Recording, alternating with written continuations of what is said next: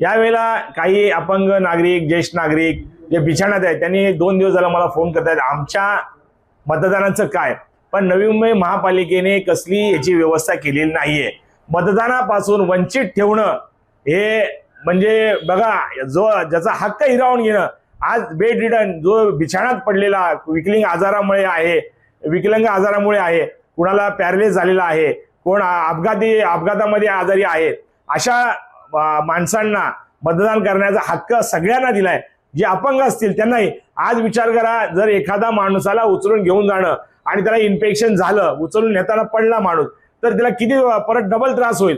आणि नवी मुंबई महापालिकेच्या यंत्रणेमध्ये कसलीही व्यवस्था नाहीये. माझी आयुक्तांना विनंती आहे की यांना हक्कापासून वंचित ठेवू नका.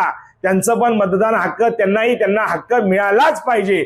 म्हणजे नवी मुंबई महापालिकेची ही म्हणजे एवढा मोठी नवी मुंबई श्रीमंत महापालिका आहे आणि आज नवी मुंबई महापालिकेतील मतदार हा आपल्या मतदान करण्यापासून, आपला हक्क बजावण्यापासून वंचित राहतो. ही किती दुर्दैवी बाब आहे. आयुक्तांचं याचं अपयश आहे.